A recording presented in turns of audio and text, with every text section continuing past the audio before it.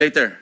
Let's hear first from the principal witness this morning. No, but these are prejudicial questions. Okay, Mr. go ahead, Chair. go ahead, go ahead. Foremost to my mind, Mr. Chair, is the integrity, the impartiality, and the objectivity of the proceedings of this committee. Mr. Chair, you were interviewed on Billionario Channel by Ms. Pinky Webb. Basahin ko po, sabi niya, Senator Ping, para sa inyo, sino ba ang sabihin natin worth it or dapat na ikonsidera na state witness na ipasok man lang dito sa Witness Protection Program? And you responded, at this point between Diskaya and Bryce Hernandez, Mr. Chair, question is,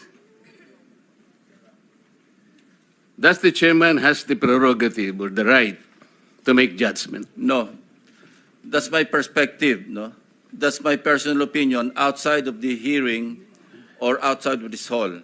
So don't question my opinion. That I am is my not questioning opinion. your opinion, Mr. Chair, but you are the Let's not chairman quarrel of this here. committee. Anyway, let's proceed with the You are not testimony of the interested in the prejudicial question that I am going to raise, Mr. Chair?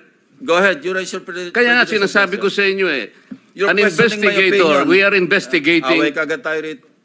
Mr. Chair, we are still in the Hearing is suspended. investigating.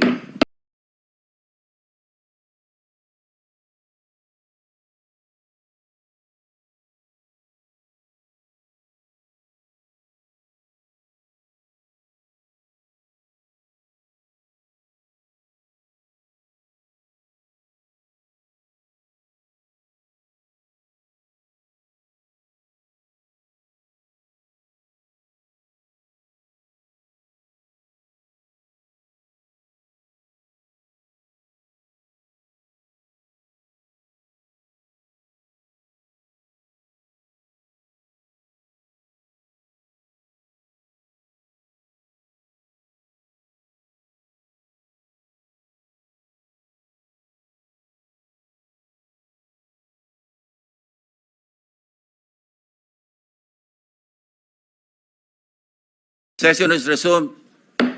Mr. Alcantara, you proceed. Thanks, Mr. Chair. Mr. Alcantara, you proceed. Sir, I will register my continuing objection, Mr. Chair. I will question the objectivity of these proceedings if you will not allow me raise these points. Maybe in the plenary this afternoon I will raise it. Go ahead. Perhaps, Mr. Alcantara, you proceed with your statement. Your Honor, okay lang po bang makapagbigay ako ng opening statement ko po? Proceed, proceed. Ano bang gagawin natin dito?